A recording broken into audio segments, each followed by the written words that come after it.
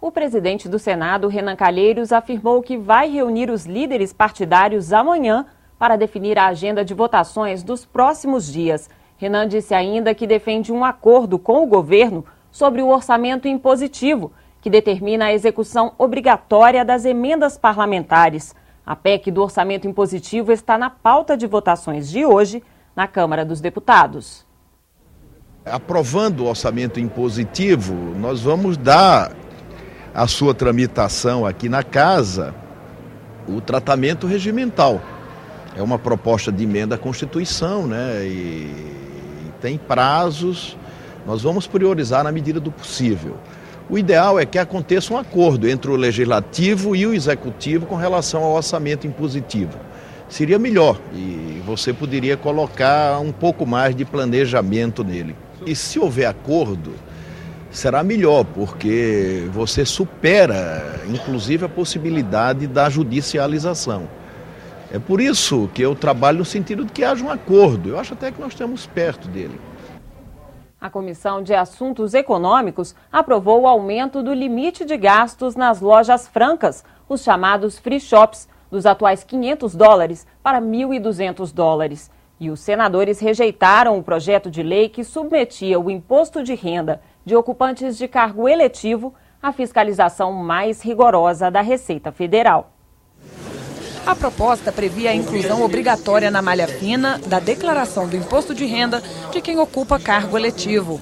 A maioria dos senadores criticou a medida, que terminou rejeitada por 12 votos a 3. Fazer uma distinção negativa, dizendo que qualquer parlamentar, qualquer agente público já cai automaticamente na malha fina, em tese é dar um tratamento negativo diferenciado a alguém que não ferindo os preceitos de igualdade. Eu, inclusive, acho que politicamente é perigoso. É um instrumento de governo contra a oposição, que a qualquer hora poderia utilizar esse mecanismo da malha. A Comissão de Justiça já declarou a inconstitucionalidade desse projeto. Este projeto está consagrando a criminalização da atividade política. Eu acho que nós temos que nos afirmar como uma instituição séria, como uma instituição que quer resolver os problemas do país, mas não ficar criando esse tipo de situação. Não parte do princípio de que todo ocupante de mandato eletivo seja um infrator em potencial, mas sim de que todo cidadão imbuído de tamanha responsabilidade se submeta a rigores maiores de fiscalização que aqueles não investidos como agentes políticos. Eu só vejo vantagem para a opinião pública nós dizermos, nós votamos algo que pede que nossas vidas sejam fiscalizadas. Nós temos relativizada a nossa intimidade. Do contrário, você fica em casa. A comissão aprovou proposta que aumenta de $500 para $1.200 o limite de isenção por passageiro em lojas francas. O novo valor só vale para compras em free shops na chegada ao Brasil. O limite atual de $500, mantido há mais de 30 anos, está desatualizado, por mais que a inflação em moeda americana não seja a mesma da realidade vivida pelo nosso país. A Comissão de Assuntos Econômicos também aprovou 5 emendas à Lei de Diretrizes Orçamentárias, entre elas a que garante apoio à estruturação produtiva do artesanato brasileiro. A Comissão de Direitos Humanos também aprovou emendas à LDO, 45 ao todo. Os senadores votaram ainda projetos para reduzir desigualdades raciais e de gênero.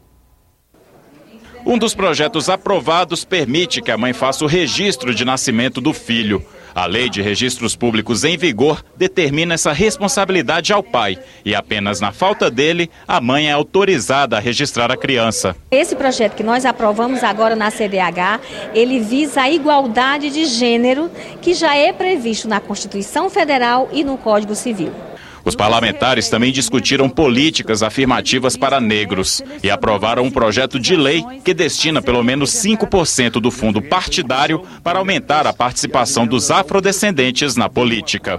Eu sou o único senador negro e na Câmara dos Deputados você não encontra mais do que 12, uma dúzia, ou 15 deputados federais. Se você olhar o cenário nacional, é o mínimo também de vereadores negros. Prefeito também você não encontra uma dúzia, governador você não encontra nenhum.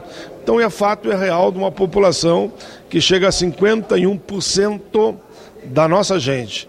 A Comissão de Direitos Humanos também analisou hoje o relatório das 53 emendas apresentadas à Lei de Diretrizes Orçamentárias, a LDO. 45 foram aprovadas e os parlamentares ainda podem fazer emendas individuais até quinta-feira. Se nós queremos enfrentar o racismo, nós queremos enfrentar a violência contra a mulher, se nós queremos assegurar que os direitos humanos de fato sejam implementados no nosso país, é importante assegurar recursos financeiros para isso. Mas para que nós possamos garantir no orçamento recursos financeiros, é necessário que na LDO esteja explicitado essas metas. A Comissão Mista de Mudanças Climáticas discutiu a adoção de estímulos para as atividades econômicas com baixa emissão de carbono. O coordenador da Secretaria de Política Econômica do Ministério da Fazenda, Aloísio Pereira, disse que o governo estuda incentivos tributários. De acordo com Aloísio Lopes Pereira, atualmente 3 grupos de trabalho do Ministério da Fazenda estudam o emprego de mecanismos tributários para estimular uma economia de baixo carbono. A Embaixada do Reino Unido, o Banco Mundial e a Escola de Agricultura da Universidade de São Paulo são parceiros nesse estudo. Em novembro sai o resultado do primeiro desses estudos, uma avaliação do impacto causado na atividade econômica pela cobrança de um imposto pela emissão de carbono. A gente vai simular a criação de um mercado ou de a criação de um imposto e vai verificar o que acontece se a gente tem uma perda de PIB significativa ou não, como isso se reflete nos setores, o que acontece com o emprego, o que acontece com a renda das famílias nos diferentes estratos de renda e tal, para começar a ter uma visão de quais são as implicações econômicas de adotar esse tipo de instrumento. Marcos Del Prete, do Ministério do Meio Ambiente, disse que desde 2011 o Fundo Nacional sobre Mudanças do Clima já destinou 920 milhões de reais para projetos de redução dos impactos e adaptação às mudanças climáticas. Mas ele disse que o aumento recente das taxas de juros diminuiu o interesse por esses recursos administrados pelo BNDES. Os juros dos recursos reembolsáveis, eles variam dependendo da linha, mas a taxa maior hoje é 9,5% ao ano, né? Total, incluindo todos os seus componentes. Pretendemos baixar isso, né, para em torno de 7% a 7,5%. Além dos esforços do governo federal, os estados também devem aprovar regulamentações próprias para o mercado de carbono. O deputado Alfredo Sirquis disse que o Rio de Janeiro já avançou bastante nesse debate, apesar da resistência dos empresários, que, segundo ele, acham que podem perder competitividade. Estou, através de meus colegas da bancada paulista e mineira, contactando os governos dos estados de São Paulo e de Minas Gerais para fazerem simultaneamente ao governo do Rio de Janeiro um decreto criando o mercado de carbono desses estados. Esse é um caminho semelhante ao que foi adotado na China. A China não criou um mercado nacional de carbono imediatamente. Estimulou que as províncias criassem os seus mercados locais e prevê-se para o futuro que eles vão unificar esse mercado mais à frente. O Brasil, ele tem sido muito respeitado nesses últimos anos, principalmente pela contenção do desmatamento da Amazônia, que é o principal fator de emissões de gases de efeito estufa no Brasil, né? Gases poluentes. Então, o governo brasileiro conseguiu diminuir muito o desmatamento, né? E, sem dúvida nenhuma, também as emissões. Agora, nós precisamos avançar muito numa regulação, numa política regulatória que estimule produtores, que estimule os estados brasileiros, os municípios, a preservarem o meio ambiente. O presidente do Senado recebeu hoje o anteprojeto de lei de iniciativa popular que prevê o repasse de 10% da Receita Bruta da União para a saúde. Renan Calheiros também se reuniu com o presidente da Fiesp, Paulo Scaff. O presidente da Federação das Indústrias do Estado de São Paulo pediu o apoio do presidente do Senado à derrubada do veto da presidente Dilma ao projeto que acabou com a cobrança adicional de 10% sobre o FGTS nas demissões sem justa causa.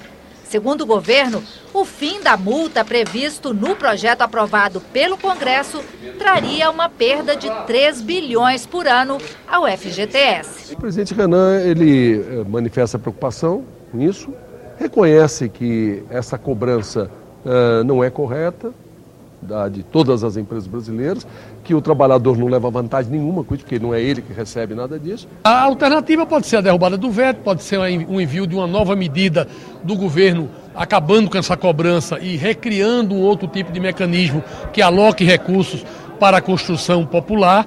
Então isso está sendo discutido com o governo e eu acredito que nós vamos chegar a um bom entendimento. Renan também recebeu representantes do Movimento Nacional Saúde Mais 10, formado por mais de 100 entidades. Eles entregaram ao presidente do Senado o projeto de lei de iniciativa popular que estabelece o repasse integral de 10% da receita bruta da União para a saúde. Na semana passada, o Movimento Mais 10 entregou ao presidente da Câmara, Henrique Eduardo Alves, as quase 1.900.000 assinaturas recolhidas em todo o país para esse projeto de lei de iniciativa popular. A intenção é que a proposta possa tramitar nas duas casas ao mesmo tempo. O que nós viemos conversar com o presidente do Senado e do Congresso Nacional e vamos continuar a pressão que vamos buscar a urgência urgentíssima para o projeto de lei de iniciativa popular. Porque nós temos convicção que o autor dessa proposta não é o governo, não é a oposição, não é o partido A, não é o partido B. São mais de 2 milhões de brasileiros que apontaram quanto e de onde. É 10% das receitas correntes brutas da União, do orçamento da União. A ideia é que nós, até um prazo máximo de 1 mês, tenhamos ou um acordo firmado com o governo para que se possa votar em consenso, ou caso contrário, um projeto que seja do Senado ou da Câmara, que será votado para aumentar os recursos da saúde. E agora à noite, o presidente do Senado recebeu o ex-presidente Luiz Inácio Lula da Silva. Lula veio ao Senado participar do lançamento da campanha à reeleição de Rui Falcão para a presidência nacional do PT. Ele visitou o presidente Renan Calheiros, acompanhado de senadores, ministros e outros políticos do partido. Na página da TV na internet, você pode rever as principais reportagens desta edição. O Jornal do Senado termina aqui. Assista a seguir a reapresentação da sessão plenária desta terça-feira. Boa noite e até amanhã.